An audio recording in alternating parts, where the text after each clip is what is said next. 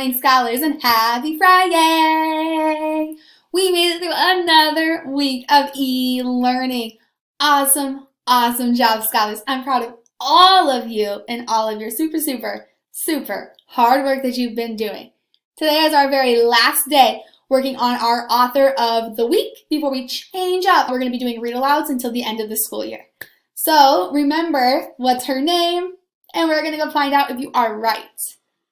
Okay, scholars, her name is Lois Ehlert. Last day working with Lois Ehlert in her books. Today I'm going to be talking about what is unique about Lois Ehlert's books. Beside, we see a book that we've read before, Don't Let the Pigeon Drive the Bus. Do you remember who wrote that book? His name was... Yes, way to remember that, scholars, Mo Willems. So what I put here, the reason why I put this here is so you can see the normal size of a book. So that's like a normal size for any book that you might want to do for a read aloud. Usually is a nice rectangle or square shaped book. And remember, I said we're going to be talking about what is unique about Lois Ehlert's books. First off is their shape.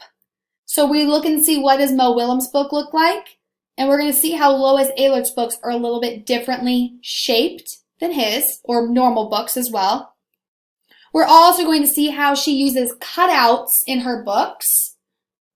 We're also going to see how she does 2-page spreads, and how she does sound words or labels in her books, which I know we've probably already caught on, but I'm going to show you as well in the pictures. So these are 3 books by Lois Ehlert, and they all are different shaped. A normal shaped book was the one that we saw on the first page right here for Don't Let the Pigeon Drive the Bus. I'm going to hold up another book, and you can also see a normal shaped book next to the other ones that Lois Ehlert does. Here's a book which we might read in the future. This is a normal shaped book. Lois Ehlert does a lot of books that are really thin, but really tall. So Ralph, Feathers for Lunch, and then Nuts to You. Those were all books that did not look like this. They were really short, but extremely tall books. So they were very tall and thin. Fish Eyes is really similar to that, but instead of it being like this, it's turned on its side. So it's a really long book, but it's really thin as well. So she likes to change up how she makes her books look because she finds it more interesting because she's an artist. She likes to do things that are different, fun, and unique. She also uses cutouts, which is when she cuts out part of the book so the paper is missing part of the image. We have in the top one right here, this was the Color Zoo. She cut out shapes that made up each of the pictures. So this side was a square, and on the other side was an animal that had the square shape as its face. On this page, she cut out the triangle. So when we turn the page of the fox, you're going to see the triangle on the next page. This is another example from Color Zoo of her cutting out the shapes. You can see that the page is missing there. She cut it out. She also did that in the story Holy Moly, and she also did that in the book Fish Eyes with their eyes. So she likes to cut things out and make it more unique. My favorite thing about her is that she does 2-page spreads. Most books have one image on one side of the page and another image on the other. I will show you an example in a book. In this book, there's one image happening over here. Looks like she's in a forest. And then there's usually another image happening on the other side. They're not connected. But Lois Ehlert likes to use a full image on the whole entire page. And that's why it's called a 2-page spread. So the first one is from the book we're actually going to be reading today. It is the Eating the Alphabet, A to Z. And I drew a little dotted line here. So you can see this is where the book would be cut in half. But the whole image is one full image, but it's on 2 pages. She does that on almost all of her books. This is a picture of a wolf. It is upside down, but it's because it's supposed to be like that in the story. but it takes up the whole 2 pages to show the wolf. It's not a wolf on one page and then a wolf on the other. It's the whole thing is on one page. This is the book Mole's Hill, which I know the first graders have read before. But what she does that's also really cool is sometimes 2-page spreads go from having the book this way to having the book up and down. So this one, the words you had to flip the book to have the words face upright.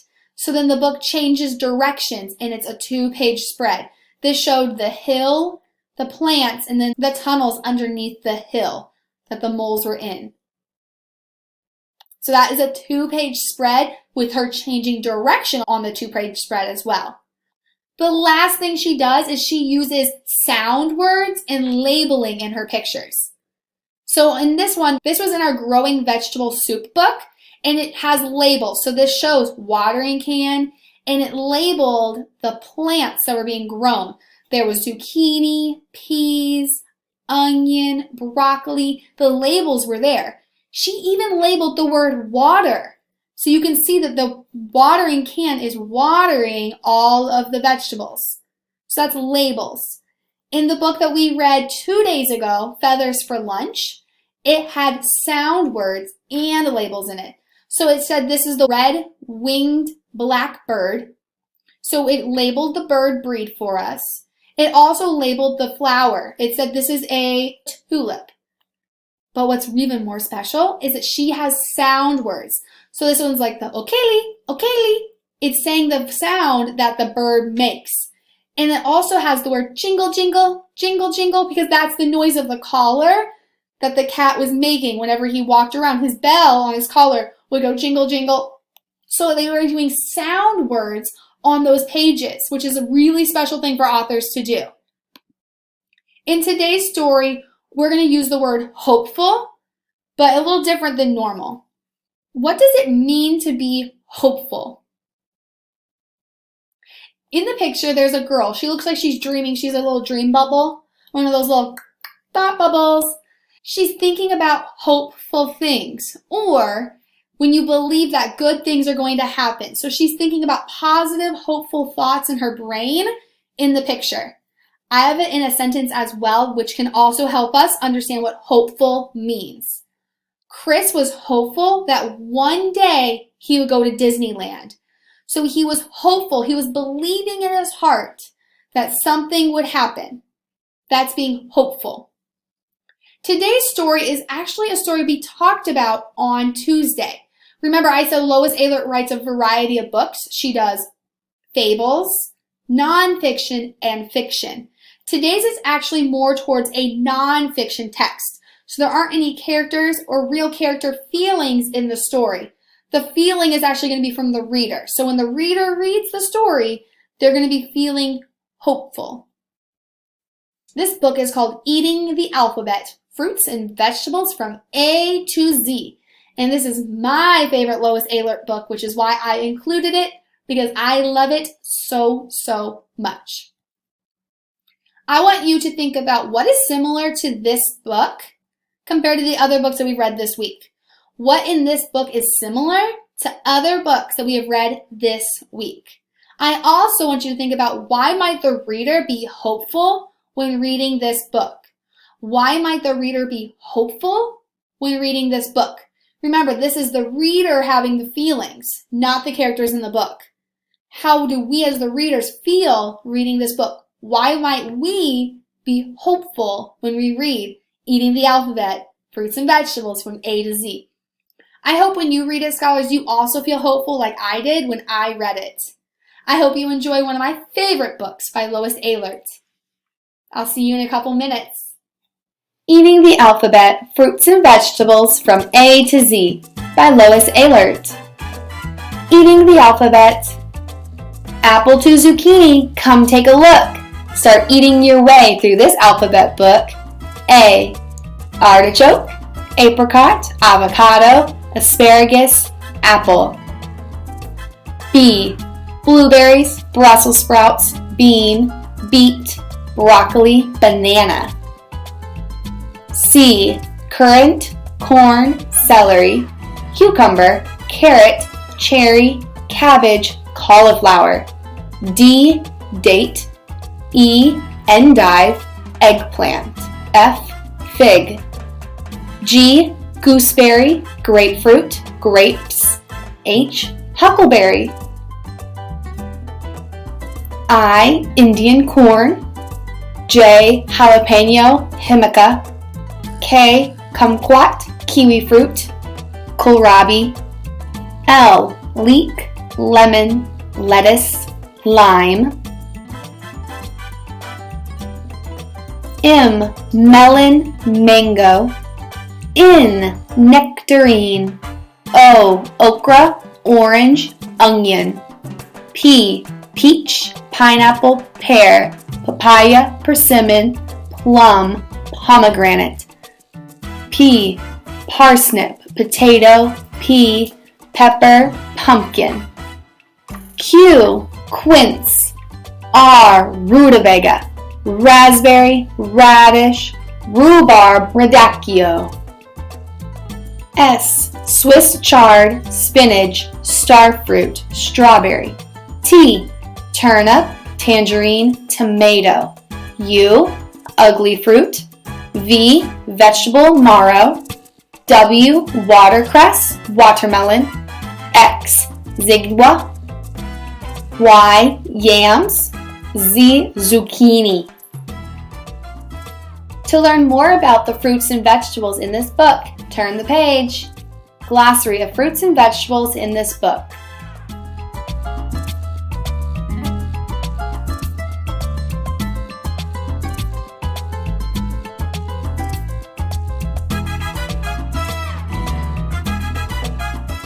Welcome back, everybody. Did you enjoy the story just as much as I did? I loved it, and I thought that this would be the perfect book for kindergarten and first grade, because I know us kindergartners, we're working on those alphabet letters, the sounds they make, being able to write them all perfectly. So I thought this was the best book to use, even though it didn't have real character feelings in it.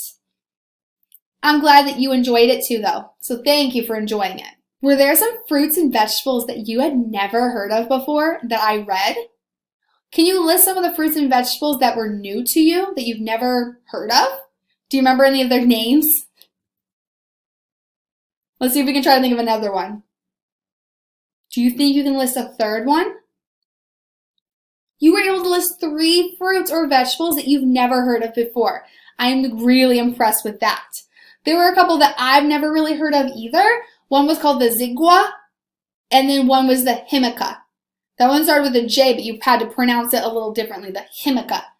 Most of the fruits and vegetables I have heard of before, but I haven't actually tried all of them. So there was a lot that I have tried from grocery stores, but there was a large chunk that I have never tried before. And that's okay, because sometimes I'm a little picky and I don't like trying everything anyways. But my goal is to at least try everything before I say, I'm not going to eat it. I want to try the foods first before I decide if I like it or not. Were there some in the book that you've never tried before, but you do want to try in the future? Maybe strawberries. Have you never had strawberries before and you want to try them? What about star fruit? That might be one you've never heard of before and you want to try it. I will tell you, star fruit is super, super yummy. I love star fruit. What else? Any others? Zucchini? Maybe you're like zucchini. You don't know. You have to try it. There's so many fruits and vegetables in this book that makes me want to try new foods. That is why, scholars, I said the feeling word that we as readers were going to feel was hopeful. We were hopeful that we can go to a grocery store and try these fruits and vegetables out because we've never tried some of them before. We're hopeful that we're going to like them. We're hopeful that we can find them at a grocery store. And we're hopeful that we'll be able to try them maybe with friends and family as well. I'm so glad that you enjoyed that story today, everybody. I want you, before you go, to please click the link below and answer a couple questions about the book today and the books that we've read this week. I cannot wait to read your responses on the book today and what your feelings were about the books that we read this whole entire week. Remember, next week, we're going to be changing how we do read-alouds. It's going to still be me talking and reading a book to you, but we're going to change it just a little bit. but I think you're going to love the new change. Have a wonderful weekend, everybody, and I'll see you guys all here on Monday. Love you all bunches. Goodbye.